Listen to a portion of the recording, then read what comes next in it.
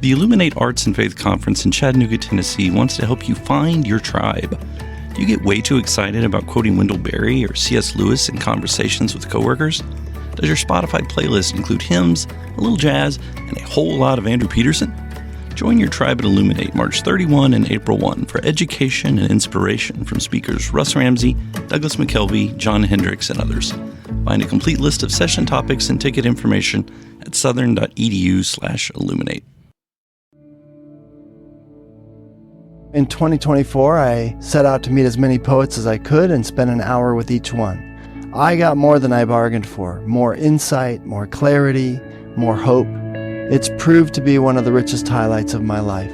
17 writers, 17 deeply human conversations that made me sit up and pay attention. Franz Kafka once said, if the book we're reading doesn't wake us up with a blow to the head, what are we reading for? A book must be the axe for the frozen sea within us.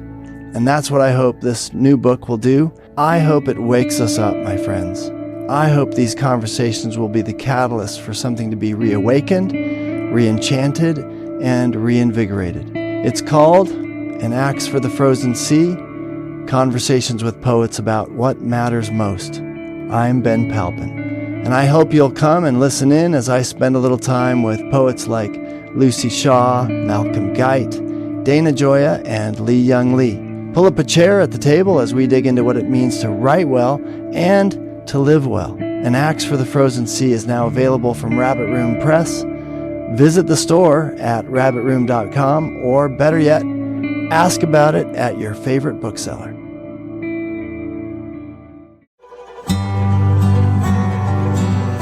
Welcome to the Habit Podcast, conversations with writers about writing. I'm Jonathan Rogers, your host.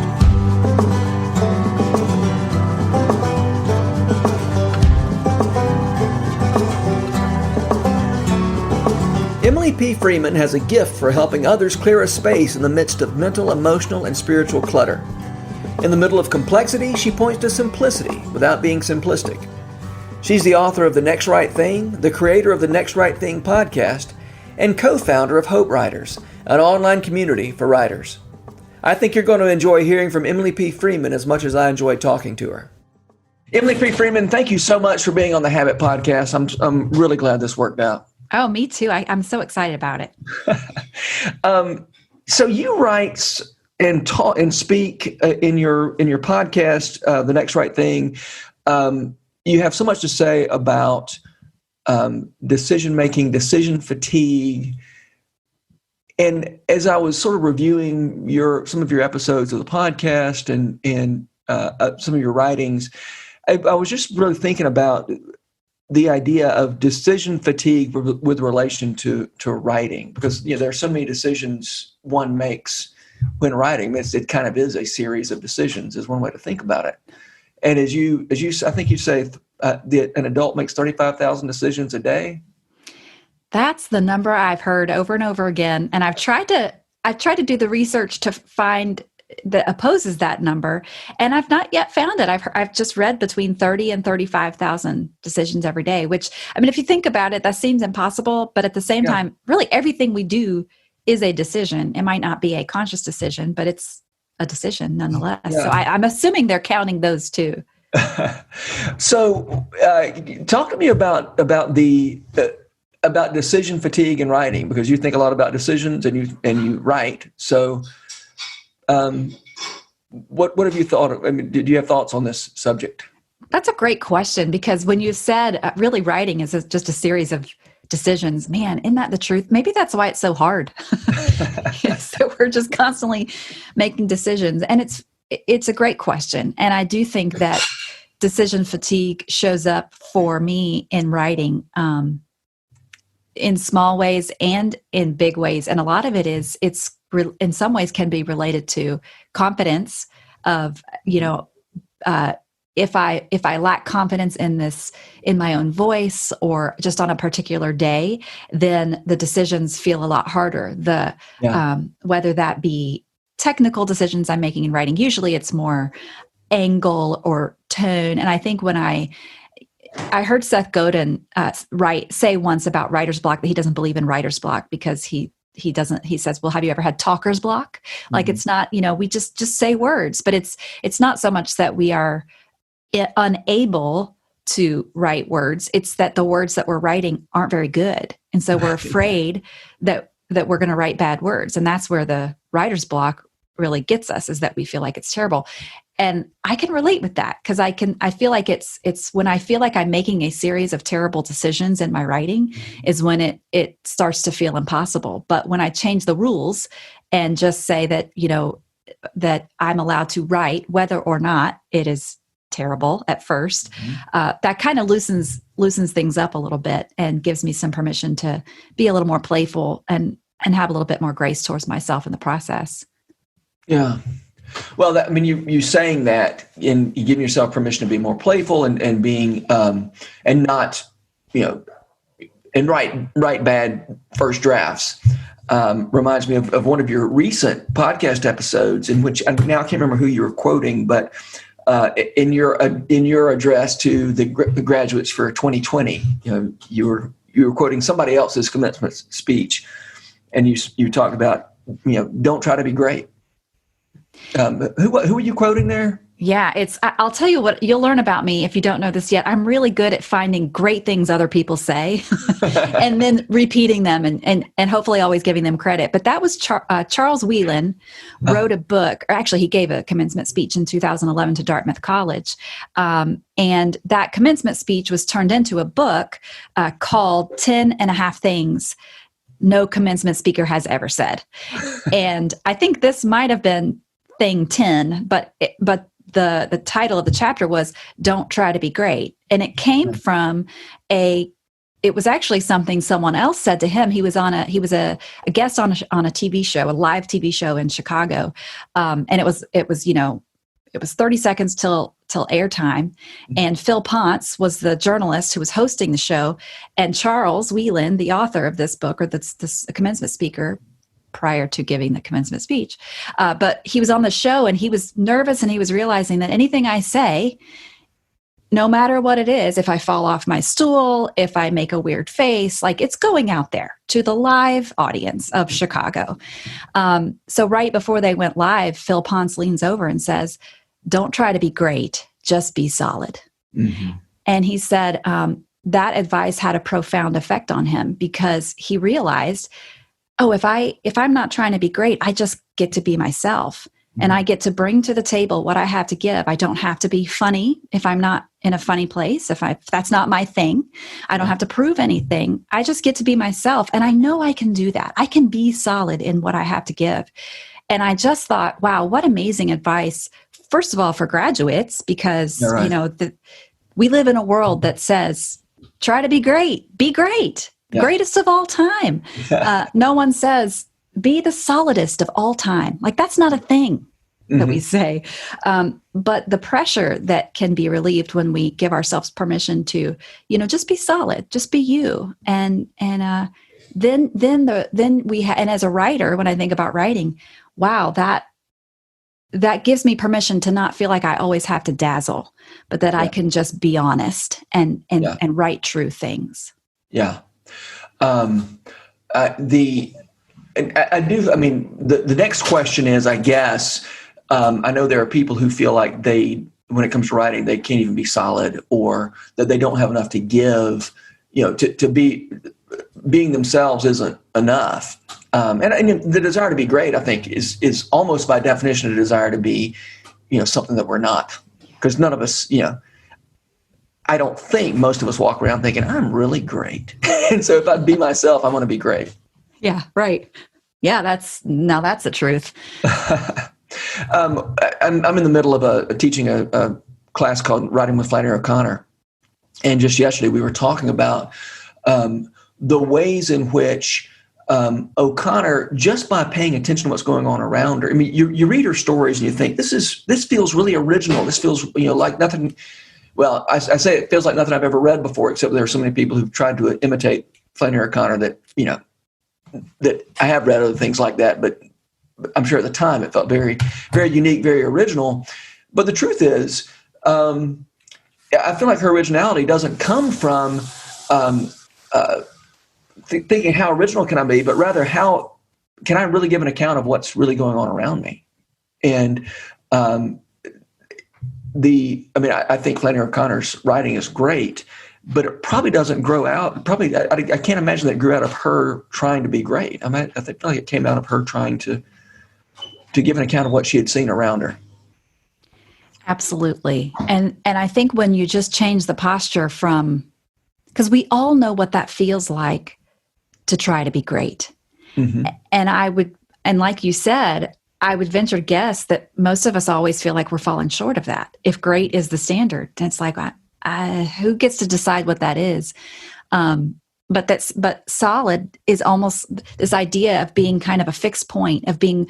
And when I think of the word solid, I think of being grounded, being rooted, of not floating away, of being gathered. And that is much more accessible because I can think of times in my life where I have experienced being tethered to something deep and being rooted in who I most fully am. And that's something that on the inside, whereas greatness is almost something you have to prove on the outside. Oh, and wow, that's great. Very different. Yeah. Yeah. I love that language of being gathered.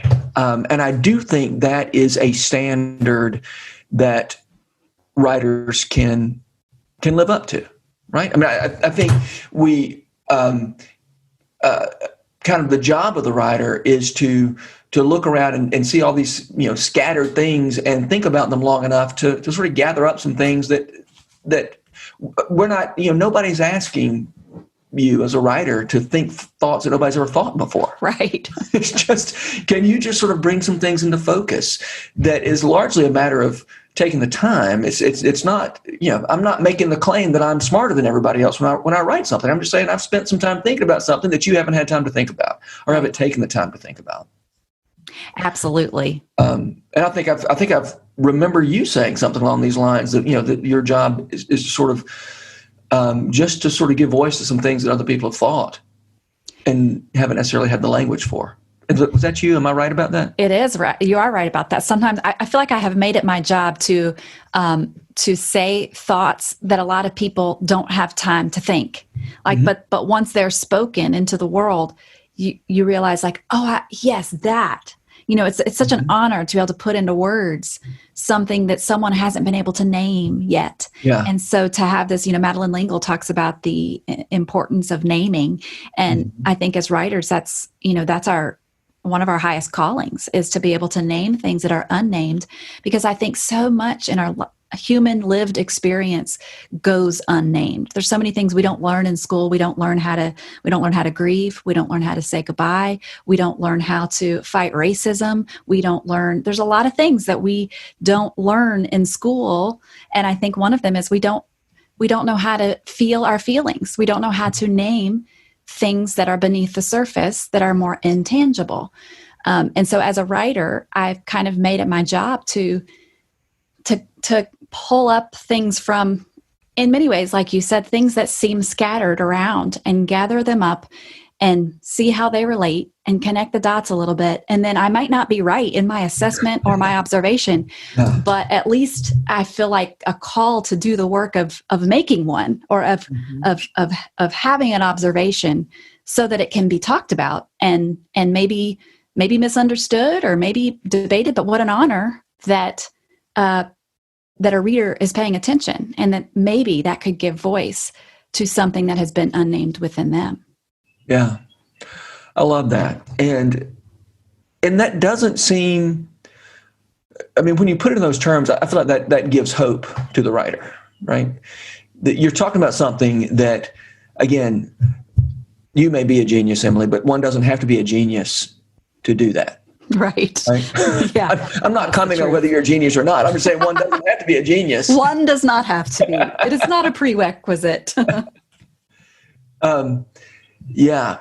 And so, okay, I don't think we really dug in the way we kind of moved on to the idea of greatness before we really finished talking about decisions. So in your way of thinking about decision making. Can you say a little more about how your ways of you've done a lot more thinking about decision making than most of us have. Can you be more specific about how some of these things apply to the decision making, all this series of decisions that is the writing process? Well, I'll tell you, if there's one thing that can make a human feel scattered, it's when you have decisions to make and you don't know what to do. Yeah. And so this idea of I started paying attention to what I paid attention to when I had a decision to make. And that can be very telling, is when you have an unmade decision, it demands your attention. And what do you do with that demand? Where do you look? Where do you go? What actions do you take? What lists are you making? What's keeping you up at night? Who are you listening to? Who are you asking for advice? Are you someone who starts to make the list? Are you someone that starts to pray? Are you going to ask everyone you know? Like, there's all these different, I don't want to say coping mechanisms, because that's not always what they are, but in some ways they can be that. They can also just be tools that we use to make decisions. But a lot of it is rooted in a fear that we're going to make the wrong decision, or we're going to make a decision that we regret, or we're going to make a decision that, is counter to what God might want if you're a person of faith. So there's all these factors that come into this decision-making process. And we're so focused on the decision that I think we sometimes can miss the point, that it's not so much about the decision that we make, but it's about the person we're becoming. And sometimes one beautiful and sure path to being spiritually formed is the decision-making process. Because guess what? We will be making decisions until the day that we die. You don't retire from it. You don't graduate from it. You don't age out. It's just always a part of our life. And what an interesting embodied and embedded kind of experience for us as human people, that the way we make decisions is really the way that we make our life. And so if we can pay attention to where do we go when we have a decision to make, that can tell us a lot about the person who we are becoming. Yeah, that's great. Yeah. So I feel like in my teaching of writing, a lot of what I, end up doing is helping people to see where they need to, you talk about paying attention to what you pay attention to. Writing is hard enough when you're doing it right. And so often people are sort of perseverating over things that, like, they're really working hard on the things that they don't need to be working hard at. Whether that's ornamentation in the way they write. Or feeling like I've got to make this sound like somebody who's smarter than I am, or whatever. I feel like it's so important to redirect. Let's let that go, and let's pay attention to everything from making sure your verb and your subject are close together, at the sort of at that level, but also thinking through. As you were saying, really understanding what's important. What am I really writing about here, and devoting my energy to those kind of decisions instead of all these other decisions that are sort of wasting precious attentional resources, right? Yes. We have a finite amount of attention we can pay, and when we pay attention to the wrong things, we don't have anything left for. You go broke. Yeah, that's right. Yeah, it's right. And I think you have hit it really on the, what is it? Hit the nail on the head. Hit the nail on the head. That's a cliche that some say. But that idea of when our attention is pulled into the direction as a writer of really all those things you say is us trying to be great. We have this idea of what great writers do and what great writers say and what types of decisions they make and what types of adjectives they do or do not use. And then we try to put those in, and our writing ends up sounding like we've tried really hard, but without much to show for it. Yeah. And I think that is that external, like what we believe about what a great writer is constantly speaking to us when we're editing or when we're writing that first draft or second draft or final draft. If there's just this invisible perfect writer who kind of lords over us in our minds and is kind of like, that's not great. You're not measuring up here. And so we try harder from this outside place rather than having more of a rooted and grounded place from within. And I just think that's that. And even when I think about it, I know we didn't mention this, but writing in today's kind of day and age where to sell books, when there's this idea of writing and publishing, and I know you don't talk about publishing, you talk about the writing. As a writer who if you are a writer who is published in the marketplace, talk about feeling scattered. There's a pervasive, it's like a chronic illness of being scattered as a writer. And so the more we can bring it into this gathered place of a tethered center of knowing who we are and writing true, the outcome actually is you're a better writer. There is better. There's greatness that can come from that, but it's not in that order that we always think. Yeah. No, this idea of looking outward and saying, I know there's something. The writer I need to be is somebody I'm not already. That's right. I have to be careful because people need to get. Writing is not a natural act, right? No, you have to learn it and work at it just like anything. Right. But there can be an intangible idea of there is a writer that I'm supposed to be, but I can never get there. Mm-hmm. Versus I am working on my craft and I am becoming better every day. Mm-hmm. That comes from a place where I am right here moving forward rather than an imaginary going forward in the future in anxiety and looking back at myself. Yeah. And I know that's really like imaginary, but I think that's kind of the difference for me personally. Mm-hmm. No, that makes a lot of sense. Spaces. Yeah. And working from what can we already do? Yeah. Right. Mm-hmm. And, people are, so as Seth Godin said, you don't get talker's block. I've had talker's block plenty, by the way, but right. but I do appreciate where he's coming from. I do appreciate the idea that there are things that we already do know how to, we know how to form, to put ideas into words. We do it all the time. And so to build on what we already know how to do and say, I am building out from there, not chasing something that's outside of me. Yes. I think is really, really helpful. We know how to tell stories. We do it all the time. And then on the other hand, I do think I'm always talking to writers about the idea that, focusing your energy on not learning to do the stuff, like not fixing the problems, but rather building on what you're already good at. And I think, it's a great pleasure to me to sit down with a writer and say, did you know you're good at this? Mm-hmm. And at the same time, sometimes, that conversation is, you're not as good at this over here.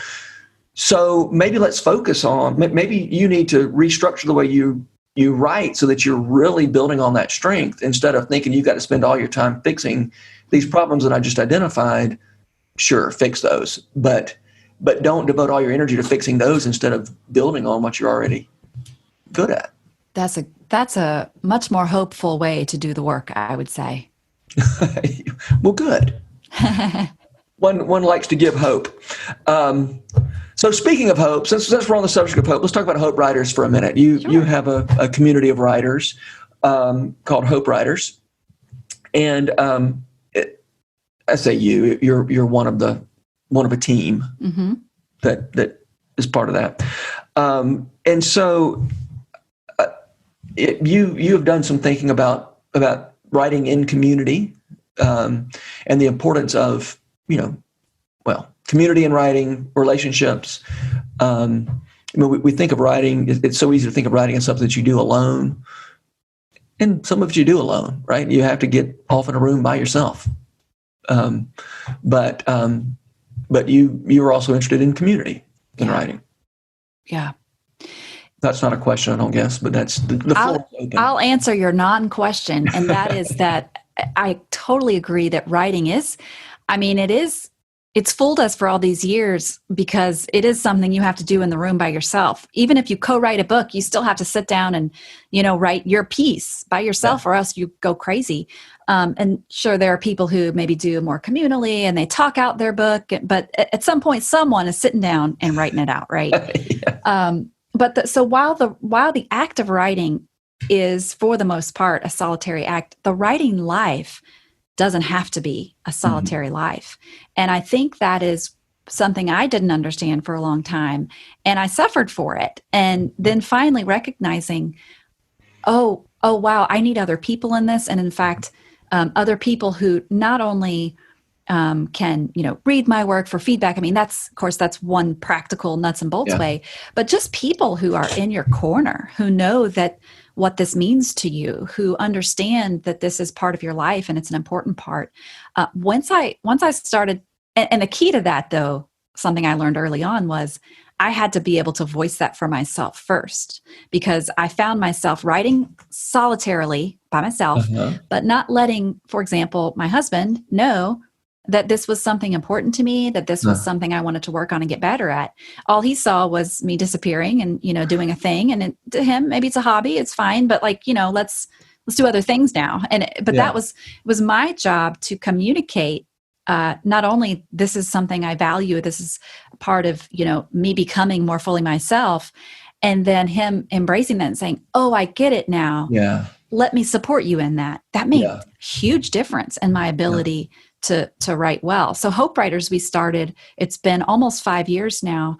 And over time, it's evolved to become what it is now, which is where we really help writers balance the art of writing with the business of publishing. So writers who, want to know that, we find a lot of writers that, they'll email me, they ask me about, I want to ask you questions about writing. And I'm like, do you want to ask me questions about writing or about publishing? Right. Because usually when they want to ask me questions, they want to know about publishing. Right. And if you think, if writers don't separate those two things, you're in for a lot of heartache and trouble. So that's something that we really work to help writers, both train writers in knowing how to develop both their understanding of the business, but also the art of writing. But mainly the difference of knowing the difference. And it's not as easy to suss out as just that one statement. Yeah. Yeah. You talking about, letting your husband in on the fact that this is important to you reminds me of a saying we have at our house called putting on the tennis skirt. And my wife played, she played tennis. She took up tennis, when she was, already, I don't mean as a teenager, I mean like as a mom, and had several kids and as a grown up. And so but she wouldn't buy a tennis skirt because she felt like that was making too much of a statement that I'm now a tennis person. Sure. And she didn't feel like she was a good enough tennis player to declare herself a tennis person and wear a tennis skirt. And so finally we're like, you got to go buy a tennis skirt. And then when she bought the tennis skirt, she was able to say, okay, I'm a tennis player. Yeah. And so, anything from, buying the expensive pins instead of the cheap pins, that's a way of putting on the tennis skirt, for me to say, no, this is valuable enough that I'm actually going to, not buy the cheapest pins at Walmart, but rather I still buy them at Walmart, but it's the more expensive. It's the Uniballs instead of up, right? Instead of the big, right? Yeah, and I do think that's it. I get the sense that's a part of what's going on at Hope Writers is people saying, I'm a writer. Yes, I think Hope Writers is the tennis skirt for a lot of writers. Mm-hmm. It's them finally saying, you know what, I'm going to invest. And if I'm investing, then that means this is a thing. And if it's a thing, then I have to say it out loud. Mm-hmm. And that might be as far as it goes for some of them. And that's far enough. Like they're like, wow, I've made a statement here. And that's a really beautiful statement to make if you're a writer. And so that is something we talk about all the time. And it's funny because a lot of times every writer thinks they're the only one who feels that way, like insecure about it, or like, oh, I don't know if we always think everyone else is so much further down the road than we are. And then we get in community and we start getting honest and we realize like, oh, wait, I see myself reflected in your face. I belong here. And that's the beauty of, then it frees you up to actually finally do the work that you want to do anyway. Yeah. Get that, that lack of confidence kind of out of the way. And it's no longer a huge part of the conversation. Yeah. I mean, you almost have, you're always comparing your early drafts to everybody else's completed work. Yeah. No, and unless you're in community with other people who are writing, you don't have any other option. But there's nothing else to look at but completed work. Yeah, we don't put out the half-done work. That's not what they sell at Barnes & Noble or on the internet. Well, sometimes on the internet it is, but it's not what we compare to. You're right. So true. Yeah. All right. So, okay, I've got it. And before we run out of time, I need to ask you about. I found out a while back that you are an American Sign Language interpreter, and then you told me earlier today that you actually majored in that in college. And I'm just really curious. I want to know how has that affected your way of using language? Hopefully, your writing. Because again, I don't know much about sign language, but one thing I know is that in using sign language, you are literally giving a physical representation of words, which is literally true when we speak because we're making sound waves move.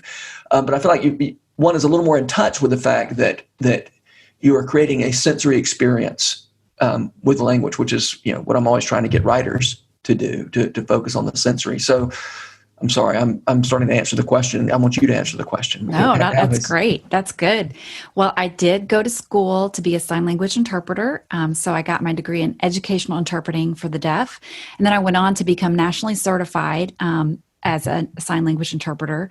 I have since let that certification lapse as I've been, writing now for the last 10 years or so. But that was my training and actually before that, I was always really interested in language. I went to Bible college before I went to the university to learn sign language, but I thought I was going to go into like Bible translation. Like I would, that was kind of my early thinking, language was just always so fascinating to me. It still is. But it kind of pivoted into sign language, and I loved learning the language, the people. Deaf culture is a fascinating study. And one thing that's interesting about, just side note, deaf people in general is they're all over the world. There's not, and it's like this hidden group of people because every culture, every country has deaf people in it. So it's not like you can learn about deaf people one time. It's like there's every country, every language has their own sign language. So there's British Sign Language, even though they speak English in England, they don't use our same sign language. So the only reason why someone who lives in England could communicate who's deaf with someone who lives in the United States of America is just because they're more used to doing gestures with one another, but it's not because they have a shared language. Really? Yes. So that's why when you hear American Sign Language, it's American Sign Language, and then there's Australian Sign Language, and there's, all the different. In fact, I think the British Sign Language, their alphabet is two-handed, whereas our alphabet in American Sign Language is just one-handed. So, these little differences that are just interesting, and it makes you wonder, like, why is that? I want to spend all my time looking into that. But so I learned American Sign Language, but even in the United States, the language, there's more of like what they call a pidgin sign language, which is sort of an English word order. So that's how I could sign and speak at the same time when we're talking right now, and I could sign everything that I say in English word order. But American Sign Language is actually not an English word order. It has its own syntax and grammar, and you can express, for example, the intensity of a word based on your facial expression. That's why when there are imitations and sign language interpreters, like on Saturday Night Live or something, they're always really expressive with their face. That's because the eyebrows are actually part of the questioning. Like raising your eyebrows will mean something different than furrowing your eyebrows. And so these are the things that you learn, that it's part of. It's not just the sign itself, it's also the position of the body or the expression on the face that determines meaning. And so I think, to your point, long way around, to your point, as a writer, I think that because I was trained as an interpreter, I was trained to hear one language, process the meaning and intention of that, and then interpret it into another language for deaf students. Particularly, I worked in education, so I did that in the classroom.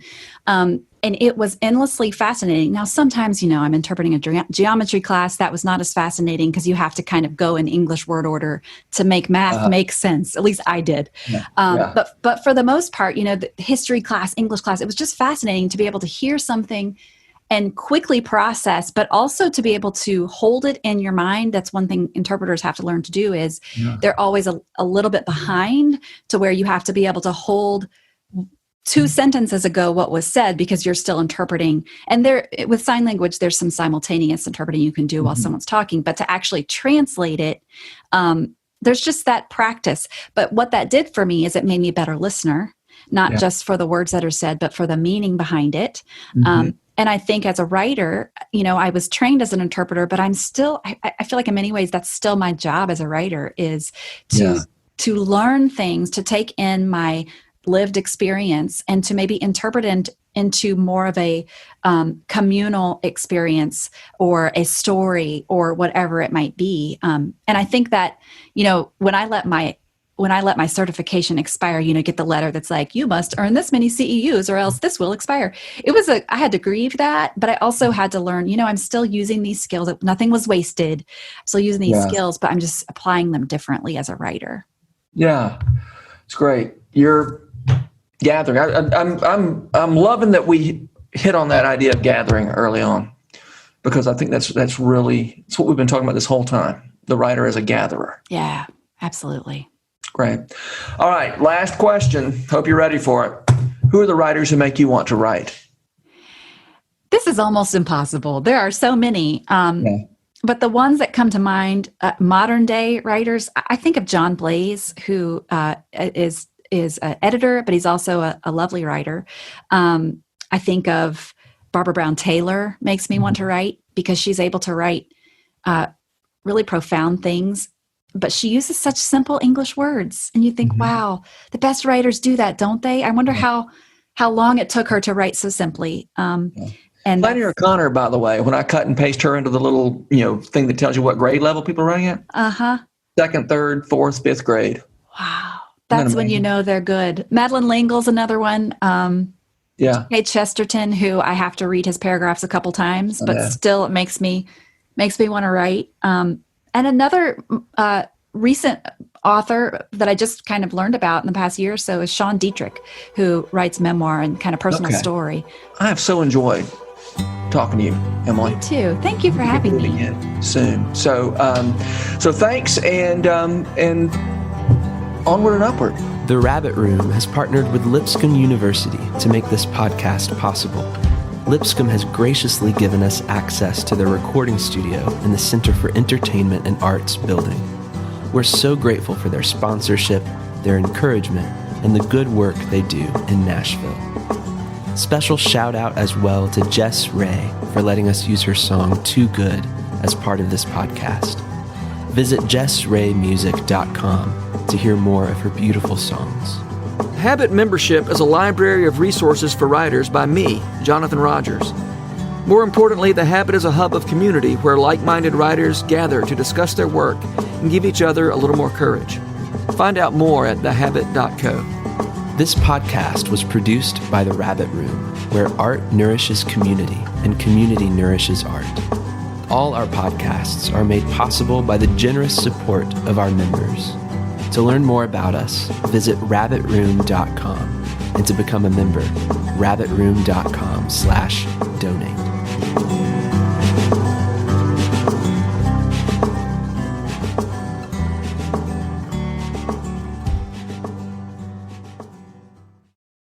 If you've enjoyed this podcast episode, consider joining the Rabbit Room membership. Your membership helps sustain this community, funding everything from publishing and podcasts and theater productions to events and programs that support artists who create with a Christ-centered vision. We'd love to have you on board. Learn more at rabbitroom.com/member.